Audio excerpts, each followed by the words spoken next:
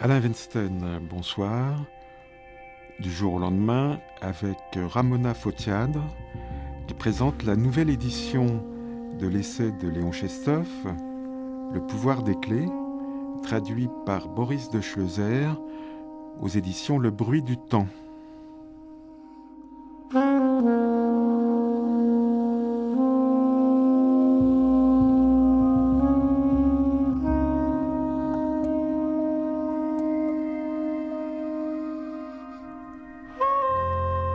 Si la poésie ne doit pas être trop intelligente, la philosophie, elle, doit être folle, comme toute notre existence.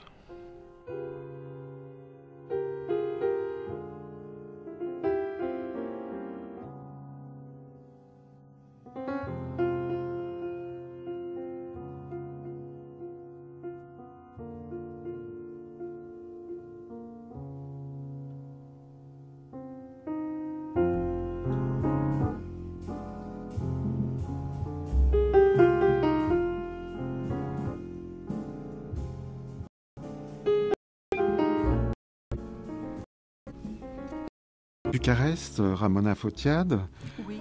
Vous vivez à Glasgow, je crois, vous êtes maître de conférence, et il vous arrive d'écrire des textes en français. Vous êtes présidente de la Société d'études Léon Chestov et directrice des cahiers Léon Chestov, dont le numéro 10 vient de paraître. Ce sont des cahiers thématiques. Celui-ci est consacré au rapport Chestov-Sioran. Oui, nous avons commencé en 1997 avec la parution des cahiers Léon Chestov pour faire connaître l'œuvre du philosophe d'origine russe et essayer de rassembler un groupe de lecteurs, un groupe de chercheurs aussi. Et bien sûr, l'espoir à l'époque, c'était d'arriver à réimprimer les œuvres principales de Chestov. Qui étaient, pour ainsi dire, introuvables. Introuvables, oui. Depuis longtemps épuisées. Et grâce à ce projet de réimpression, avec la maison d'édition Le Bruit du Temps, on a commencé donc avec un premier volume, Le pouvoir des clés, ce qui me semble important quand même comme parution, comme volume dans l'ensemble des œuvres de Chestov.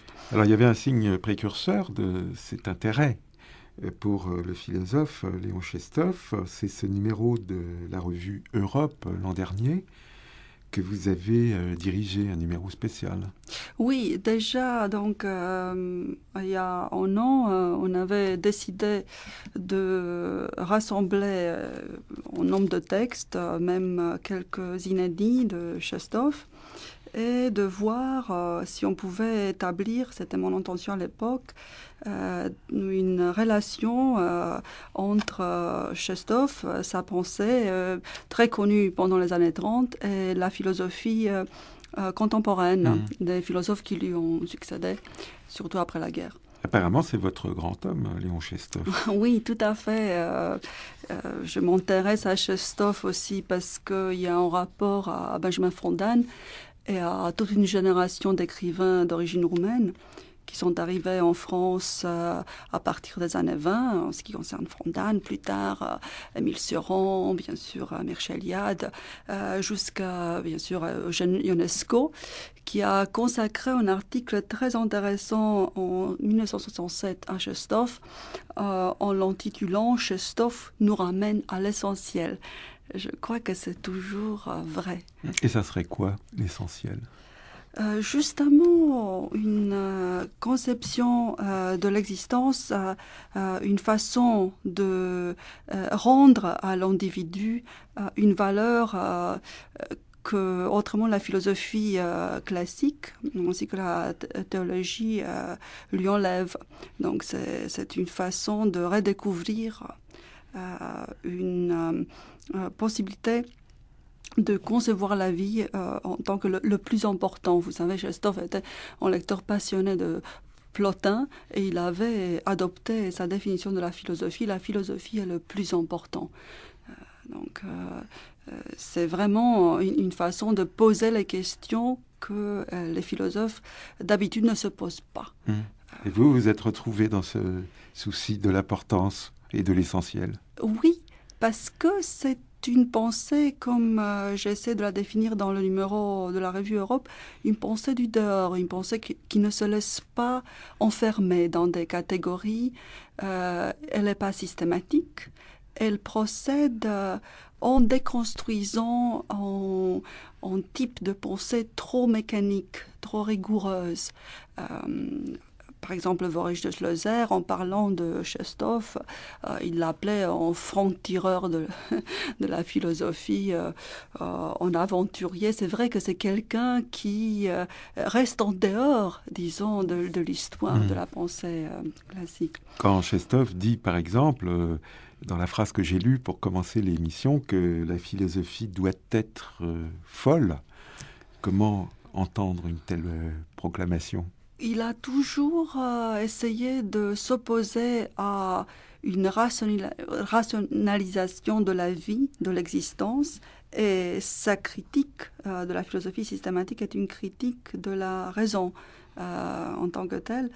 C'est très difficile de l'accepter, mais d'une certaine façon, la philosophie, d'après Chestov, n'est pas très éloignée de la poésie, de la façon de, disons, penser la vie, penser l'existence sous des formes, disons, créatives, artistiques, et non pas simplement rigoureuses ou conceptuelles.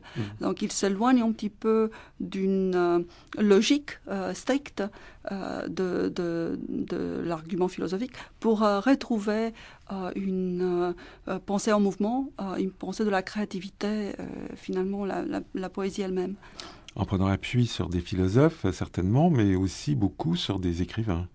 Oui, il commence d'ailleurs en tant que, disons, critique littéraire, parce que la réception en Russie de son œuvre mentionne surtout ses écrits comme des écrits d'histoire littéraire. Ce n'est pas vrai, mais il partait effectivement dans commentaires des œuvres de Dostoïevski et de Tolstoï pour retrouver des questions essentielles, philosophie des questions en philosophie.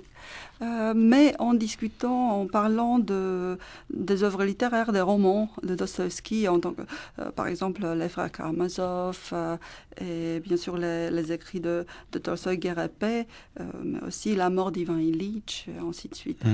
Ce sont les grands noms qu'on retrouve d'un livre à l'autre de Léon Chestov, Dostoïevski, Tolstoï, Nietzsche, Kierkegaard, Pascal. Oui, je crois qu'il a joué un rôle très important dans la première réception française de l'œuvre de Dostoïevski et de Tolstoï, mais par rapport à Nietzsche. C'est un type de rapport de connexion qu'il fait qui est unique, disons, à son œuvre à l'époque.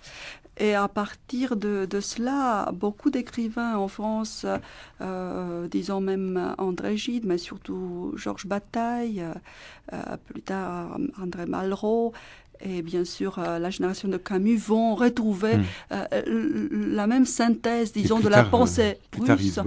Et Bolitari Bonnefoy, bien sûr.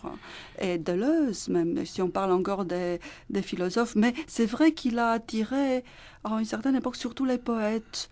Et Yves Bonnefoy est parmi ceux qui très très vite l'ont reconnu en tant que âme sœur, esprit très proche, celui des poètes. Alors, Ramona Fotiade, lire des textes sur Chestov, c'est très bien, et on est heureux qu'il y ait eu ces derniers temps un certain nombre de publications qui attirent de nouveau l'attention sur lui.